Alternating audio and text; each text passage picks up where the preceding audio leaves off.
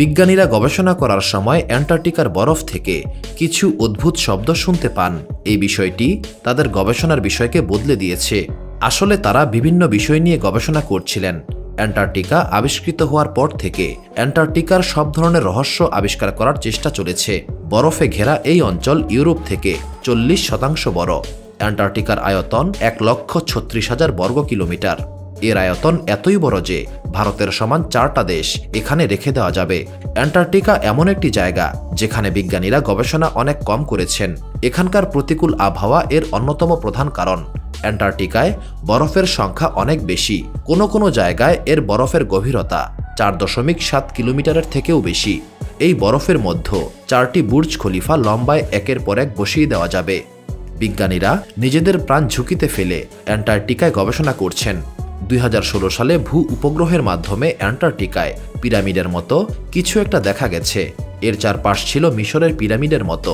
প্রথমে ধারণা করা হয়েছিল অ্যান্টার্কটিকে হয়তো কোনো প্রাচীন সভ্যতা ছিল, কিন্তু এই তথ্য বিশ্বাস করা হলে বিভিন্ন রকম প্রশ্নের উদয় হবে। যেমন, কোনো প্রাচীন বসতি এটি তৈরি করে থাকলে তারা কারা ছিল? এত ঠান্ডায় তারা কিভাবে বসবাস করেছিল? বিজ্ঞানীরা বরফ ড্রিল করে আরও কিছু অদ্ভুত তথ্য খুঁজে পায়। যেমন, হাজার হাজার বছর আগে এখানে গাছের অবস্থান ছিল। এই সকল গাছ এখন বরফের নিচে ঢাকা পড়ে আছে। 11,000 বছর আগেও অ্যান্টার্কটিকা বরফে ঢাকা ছিল না। গাছপালা যুক্ত কিছু অঞ্চল এখানে ছিল।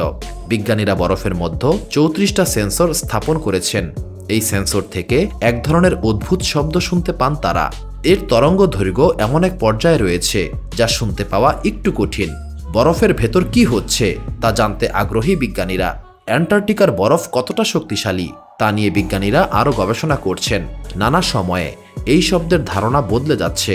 সুপ্রিয় দর্শক মণ্ডলী, প্রতিদিন নতুন নতুন ভিডিও পেতে আমাদের চ্যানেলটি অবশ্যই সাবস্ক্রাইব করুন এবং পাশে থাকা বেল আইকনটি প্রেস করতে অবশ্যই ভুলবেন না, এবং সেই সাথে আপনার যে কোনো মতামত আমাদের জানাতে আমাদের ভিডিওতে অবশ্যই কমেন্ট করুন। আশা করি আপনারা সবাই ভালো থাকবেন এবং সুস্থ থাকবেন। ধন্যবাদ।